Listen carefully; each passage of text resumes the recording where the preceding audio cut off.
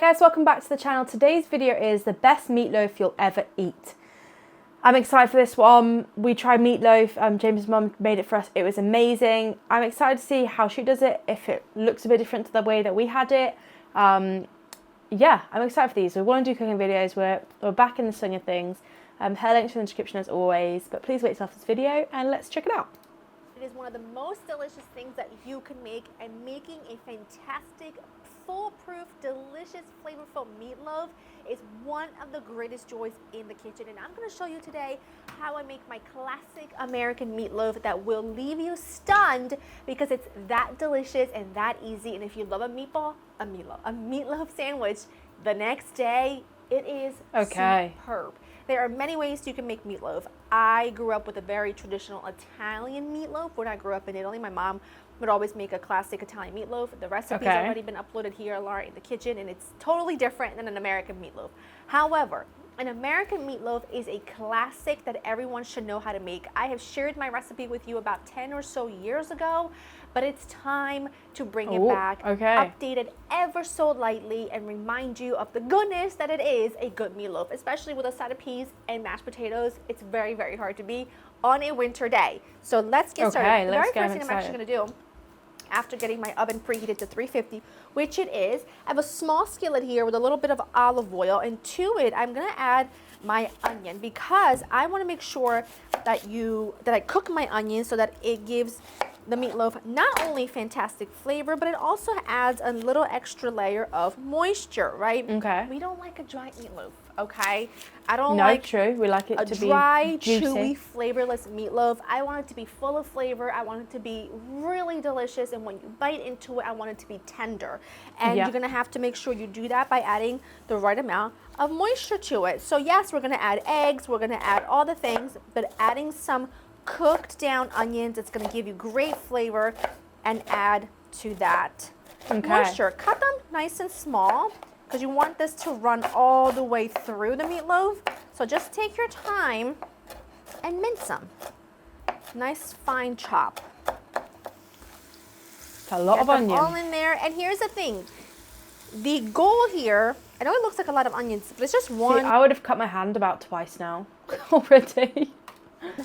Nice big fat yellow onion. The goal here is to soften onions. Yes, they made me tear up. It's to soften the onions, not to caramelize the onions. When you caramelize the onions, you'll develop a bit of texture around the edges. It's a lovely, sweet, deep, beautiful flavor. It takes a long, long time. That's not what we're after here. I want them to soften because I want them to practically like melt into the meatloaf when it's time to mix it all up. So I'm just gonna cook these. A little bit of salt, I think 10-ish minutes. While that happens, I've got some panko breadcrumbs here. Now, you can use panko, you could use regular breadcrumbs, you could use some stale bread, anything you like really. I have come to terms that I really like panko breadcrumbs here because they're a lot lighter and it doesn't compact the meatloaf too much. I like that. To them, I'm gonna add a bit of milk. It's gonna rehydrate those breadcrumbs, but also the milk is a great meat tenderizer. So I'm just gonna set these aside for the remaining time that the onions need to cook. And once the onions are cooked, I'll let them cool. My tears. I'll let them cool a bit, and then we'll mix it all up. Okay, those onions are looking good. Spectacular. You can also add a couple tablespoons of water to get them going. I'm gonna pop my garlic in, and I'm actually going to turn the heat off, and I'm gonna let the residual heat just take that very raw bite of the garlic out. I feel like I can smell it already. Like I feel like this is gonna be amazing. The residual heat, just take that very raw bite of the garlic out, but not actually cook the garlic all the way. Okay. Because I want the meatloaf to be infused with lots of really good flavor. So I'm just gonna let that be. Cool down a bit. I don't want to add something so hot to the raw beef. And in the meantime, my eyes are still watering like crazy. This would be me, I'm going to chop up fresh parsley. These little tender mid stems, those are fine. Just not any of the really hard, thick stems. Yeah. But if they're really tender from the center, it's really fine. It's cold enough. Okay. It's really not. Good. But you know what? It's fine. I can't wait any longer. bring this over. Your breadcrumbs in the mixture. Very much a trust the process. And I mean, the meatloaf is pretty big. Eggs, a good amount of seasoning, okay? I've got a couple tablespoons it's like of a throw garlic in the and herb bowl. seasoning. Everything's going I in the want bowl. flavor. I do not want a plain meatloaf with no flavor. Really good. About a cup or so of Parmigiano. That's going to give you so much goodness and salt, but a different kind of salt. Worcestershire. Okay? Lots going in. Lots of pepper. And I have a baking pan ready with parchment paper. If you have a broiler pan or something like that, you could use that. I don't. I'm just going to use a baking sheet. It's really fine. And I'm just going to put my arms up. I'm just going to use my hands to mix it. If that weirds you out, don't look. I'm just going to use my hands. And I've actually seen people use a mixer for this. Like they put it all in their standing mixer. You could definitely do that. But then like to clean that thing is just, I don't know, really isn't for me, you know? And it already smells That looks so good. So already it's all raw. And you can see as we're mixing it, it isn't dry. You can literally hear the juiciness of it as she's mixing it. Spectacular. And I always think, you know, if you're going to make a meatloaf, make a big one because leftovers are fantastic. And if you have not had a meatloaf sandwich, and I don't know how you make your meatloaf sandwich, but my favorite way of making a meatloaf sandwich is to essentially make a grown-up grilled cheese with a slice of meatloaf in the center. Okay. It's making my mouth water just thinking about it because that's how good it is. And it's, like I said, the gift that keeps on giving. Now, like I said to you, this is a big meatloaf. I don't play around, okay? That is a big meatloaf. You want to make it about into like a 9x5. You can also put this in a 9x5 pan. I don't, but you could. But this is just such a beauty. And I cannot wait for you to try it. It is fantastic.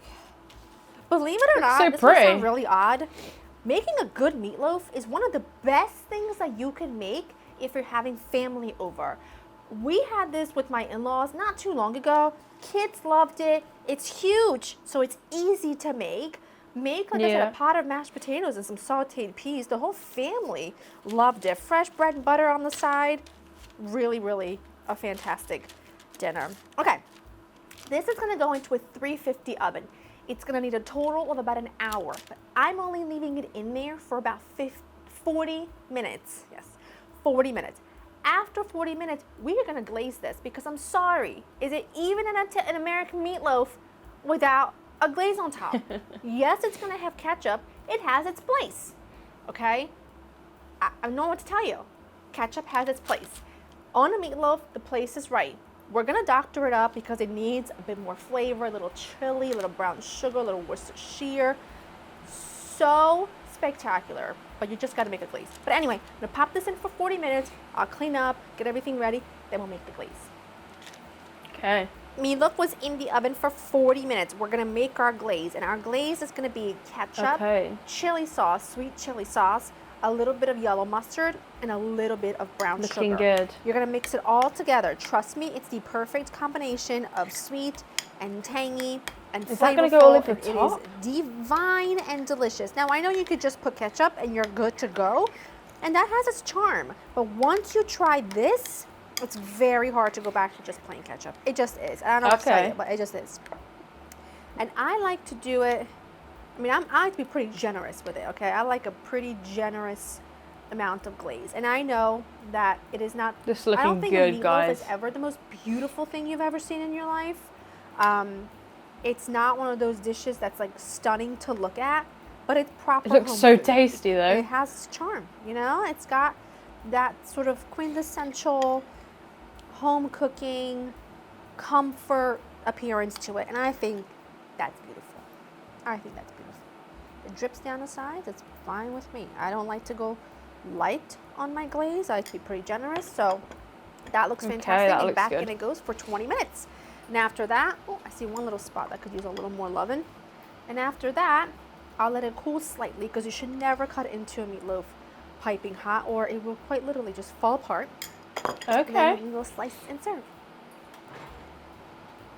Meatloaf went back in for 20 minutes. I have let it cool quite a bit because, like I said, you want to let it rest. It's kind of like cutting into a piece of steak. All of the juices are going to run out, and then you'll end up with a really dry meatloaf. But if you let it sit for a bit, it will be perfect. Now, if you have pools of fat around the pan, because we're using a baking sheet and not like a broiler pan where all the fat can drip down, just take some paper towels and absorb it. But at the end of the day, it doesn't really matter because I'm going to lift this off of here anyway to place it on a serving platter. But for now, cook's treat, because you got to have one of those.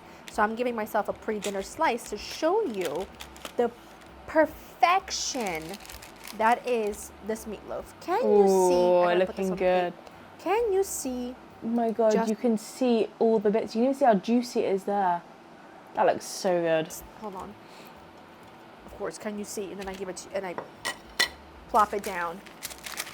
Can you see just how gorgeous that is? It's so juicy. It's so bouncy. It's perfection. I never want a different meatloaf if I'm talking classic American meatloaf. I just don't. I just don't. If it does not have a nice thick glaze on it, I don't want it. I'm trying to get a piece with a good glaze. It's so tender that you cannot even imagine. It is literally... It looks so good. Like heaven. It's flavorful. Delicious. That glaze has a lovely tang to it, which I think is really important. Perfectly balancing the sweetness of the ketchup and the brown sugar. It's simply to die for. Go to laurainthekitchen.com for the written recipe. If you're gonna make meatloaf, you might as well make the ultimate meatloaf. I think we might have to. Hope you enjoy spending time with me. I will see you in the next one. Bye. I think we're gonna have to make that one. It looks amazing. And let me know in the comments below any other videos of hers that you want us to check out. Because that was really good and that meatloaf looks incredible. I'm going to have to try and make it. I'm going to have to do it, guys. Yeah, it looks so good. Let me know in the comments below if you've ever followed her recipe and what you thought about it. And we'll see you in the next one. Have a fantastic day.